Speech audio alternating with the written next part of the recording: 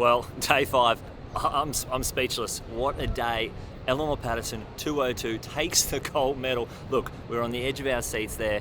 196, 198, we didn't know what was going on. 2 metres, she equals her best that she did indoors when she got a silver, but she was still in 4th. They all missed 2:02, and she gets it on her first attempt, throws the spanner into the works, and takes the gold medal. That was unbelievable. You can't forget Nicola McDermott out there pushing the limits. She had us on the edge of the seat as well in her qualifying. She hits 5th place. It was an unbelievable night. She's our 10th gold medalist that we've had in Australia.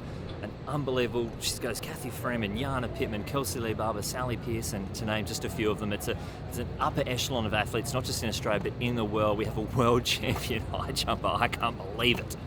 I deserved to, I knew I was capable of clearing that height, and I can do so much more. And so I just, simply stay alive.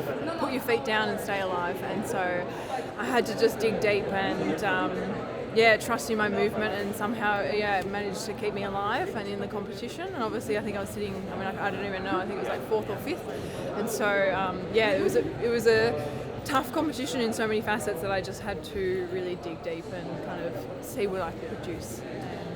And it's been a wild journey in so many facets for my career, and this year has been a pivotal moment for me.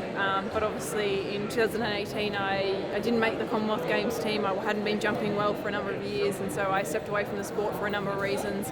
And then I didn't step foot on an athletics track or in a gym for over a year, and so and I was just working, and I was just trying to find myself and find some happiness and some where I wanted to go. And it got to a point where I knew I wasn't finished with athletics. I knew I could do more, and I knew that there was more potential within me. And that's when I started to partner up with, I think it was mid-year of 2019, I started to work with Alex Stewart, and I moved to Sydney and kind of dove in the deep end and just head first. And obviously even since then it's been 3 years working with him, and new programs, starting from scratch, trying to find what works with me, as well as keeping my body in one piece. And I've had a number of stress fractures and injuries that have inhibited the journey as to finding my feet, but here I am today. And this year especially was a pivotal moment for me. Clearing 2 metres for the first time. I think it was since I was probably 17 that there was a lot of chatter about, I would go to a competition and people would say, when are you going to clear 2 metres? And now I know it was not until 2022. And so here I am, and I've done it a few times. And this was huge. I knew again that I can jump high and there's more within me. But I really had to dig deep tonight, and somehow I am still finding it hard to wrap my head around it, but somehow I ended up on the middle of the podium, and I'm world champion. That sounds wrong to say, but I knew I was going in there with confidence and faith in my ability, and whatever that comes to fruition, I'm absolutely thrilled. I just really wanted to be on the podium, but to come away with the gold is insane. I'm so proud of myself and my team. Now I know the high jump, that was the feature event for us tonight, but Matt Denny out there throwing with the big boys in the men's discus final.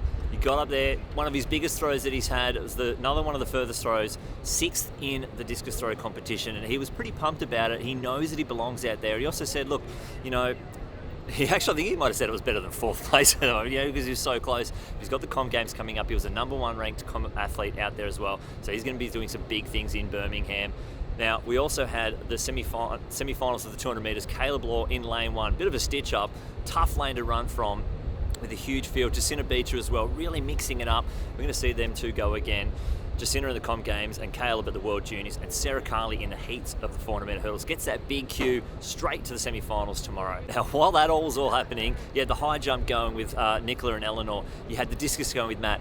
Then Stewie McSwain steps onto the track for the 1500 metre final, and it was a barn burner. They've gone through 800 in 1:51. He was pushing the pace. He was right up there, but unfortunately just didn't have the legs, and he came 9th, but with a massive season best, 3:33. There was 3 guys under 3:30. To make it more exciting, the guy that won it, Jake Wyman, his dad and coach was commentating the race, and you can tell his voice was corked after that. What a night for athletics here at Hayward Field. Now, speaking of tomorrow, it's going to be another big day, and it's going to get kicked off by our last gold medalist, Kelsey Lee Barber. Mackenzie Little and Kath Mitchell's going to be out there as well. There's so much more happening, so stay tuned for day 6.